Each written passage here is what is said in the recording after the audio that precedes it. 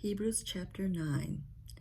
Now the first covenant had regulations for worship, and also an earthly sanctuary, a tabernacle was set up. In its first room were the lampstand, the table, and the consecrated bread. This was called the holy place. Behind the second curtain was a room called the most holy place, which had the golden altar of incense and the gold-covered ark of the covenant. This ark contained the gold jar of manna, Aaron's staff that had budded, and the stone tablets of the covenant. Above the ark were the cherubim of the glory, overshadowing the atonement cover, but we cannot discuss how these things in detail now. When everything has been arranged like this, the priests entered regularly into the outlet room to carry on their ministry, but only the high priest entered the inner room, and that only once a year, and never without blood, which he offered for himself and for the sins the people had committed in ignorance.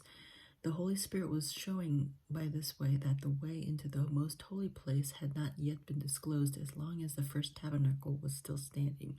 This is an illustration for the present time, indicating that the gifts and sacrifices being offered were not able to clear the conscience of the worshiper. They are only a matter of food and drink and various ceremonial washings, external regulations applying until the time of the new order.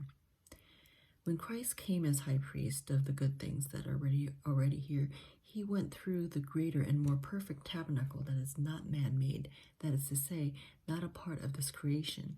He did not enter by means of the blood of goats and cows, but he entered the most holy place once for all by his own blood, having obtained eternal redemption. The blood of goats and bulls and the ashes of a healer sprinkled on those who are ceremonially unclean sanctify them so that they are outwardly clean. How much more, then, will the blood of Christ, who through the eternal Spirit offered himself an emblem to God, cleanse our conscience from acts that lead to death, so that we may serve the living God? For this reason, Christ is the mediator of a new covenant, that those who are called may receive the promised eternal inheritance. Now that he has died as a ransom to set them free from the sins committed under the first covenant, in the case of a will, it is necessary to prove the death of the one who made it. Because a will is enforced only when somebody has died, it never takes effect while the one who made it is living.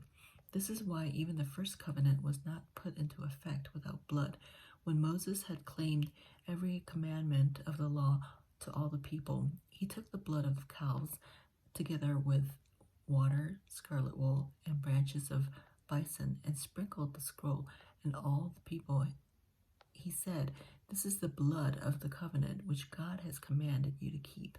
In the same way, he sprinkled with the blood both the tabernacle and everything used in its ceremonies. In fact, the law requires that nearly everything be cleansed with blood, and without the shedding of blood there is no forgiveness. It was necessary then for the copies of the heavenly things to be purified with these sacrifices, but the heavenly things themselves with better sacrifices than these. For Christ did not enter a man-made sanctuary that was only a copy of the true one. He entered heaven itself, now to appear for us in God's presence. Nor did he enter heaven to offer himself again and again, the way the high priest enters the most holy place every year with blood that is not his own. Then Christ would have had to suffer many times since the creation of the world, but now he appeared once for all at the end of the ages to do away with sin by the sacrifice of himself. Just as man is destined to die once and after that to face judgment, so Christ was sacrificed once to take away the sins of many people, and he will appear a second time, not to bear sin, but to bring salvation to those who are waiting for him.